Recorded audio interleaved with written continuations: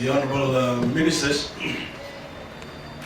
members of the Diplomatic Corps, TFL Board CEO and Chairman, management and staff, distinguished guests, ladies and gentlemen. Bulanak and a very good evening to you all.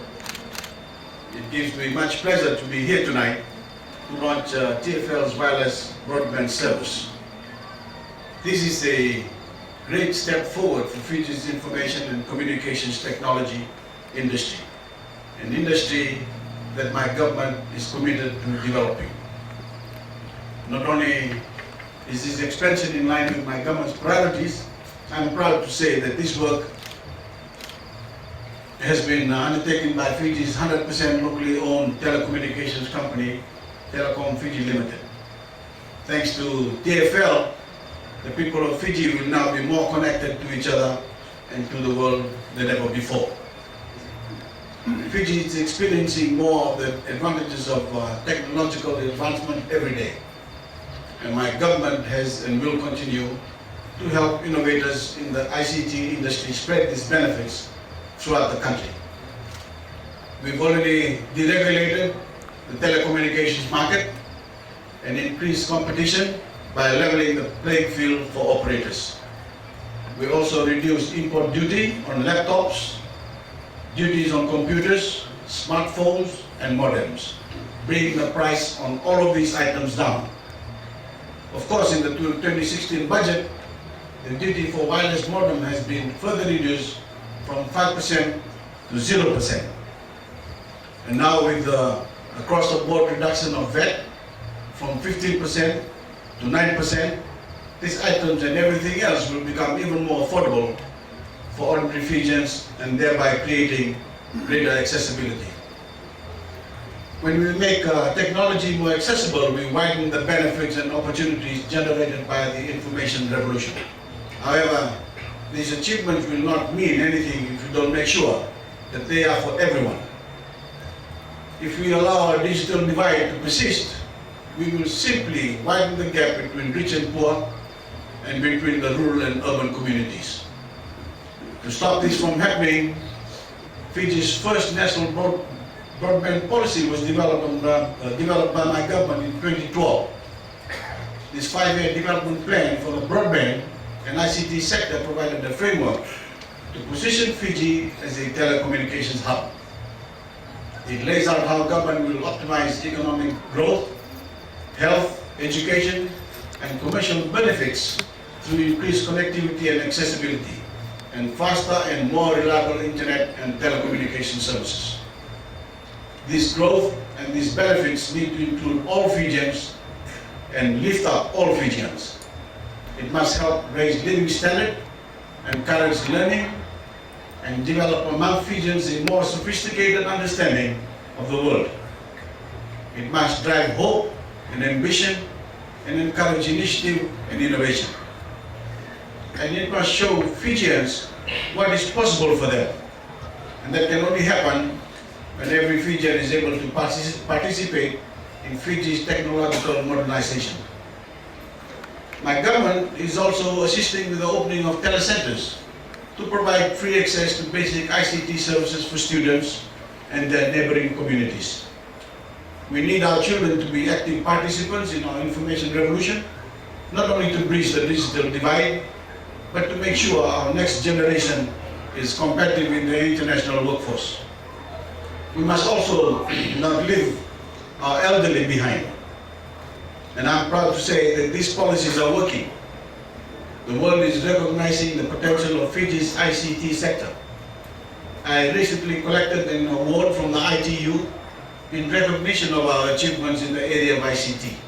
But there is still more work to be done. The international digital landscape is constantly evolving and Fiji needs to keep pace. If our pricing models and internet connection speeds remain uncompetitive, Fiji will fall behind and Fijians will miss out on future opportunities. We risk losing out on new international investment if we can't offer affordable services, have better bandwidth, and make a determined and practical approach to create ourselves a technological hub. while government will do its part, Fintel and TFL must get serious. The pricing and inflexible attitude to get more customers for themselves and investors into Fiji needs to be addressed immediately. We are fortunate that the Southern Cross cable lands in Fiji, but that does not mean we take a monopolistic stance. As was announced by the Attorney General and the Finance Minister, Minister for Finance in the 2016 budget address, our approach to doing business must change. We cannot afford to have the attitude that we make a kill on one sale. We must move to a lower margin and a higher volume approach. This will enable us to take advantage of the economic trajectory we are on and create businesses and employment opportunities in the ITC sector, both directly and indirectly. I also understand that the current plans to complete the laying of fiber optic cable around Voreqe have slowed down because of the inability of FEA and TFL to expeditiously work together.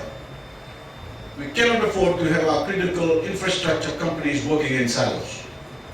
This matter must be resolved within a week. Honorable Ministers, ladies and gentlemen, Fiji is already well placed and situated for large-scale data centers and telecenters. We have a young, well-educated workforce, constantly improving education facilities, the right time zone, and natural access that are attractive to multiple markets. So the only factor left is pricing and bandwidth access. This will create more jobs and create more opportunities for Fijians. Ladies and gentlemen, I believe in Fiji that fully embraces the digital world. Fiji, where telecommunication access and technological advancements are not only for the privileged few. Fiji, where these products and services are affordable and available for everyone. My government will also continue to encourage partnerships between domestic companies and offshore roaming partners to allow for better and affordable connectivity. Roaming charges by our mobile phones are still too high. It is no longer a luxury, but a necessary tool for communications. As we prepare for more substantial investment in the ICT sector, it is essential we make sure that these investments are well managed and tailored to meet community demands. The investment made by TFL is timely and necessary, and I'm confident that this expansion will make Wi-Fi services more accessible and more affordable for Fijians. So again, I congratulate and thank TFL, and we look forward to TFL playing an even greater role in the development of our ICT sector. Our future as a trading nation, as a nation that is looking to grow its services sector, as a leader in the tourism sector, and as a nation of people living fulfilling lives, will depend on it to a great extent. I thank you and wish you all a pleasant evening. God bless you.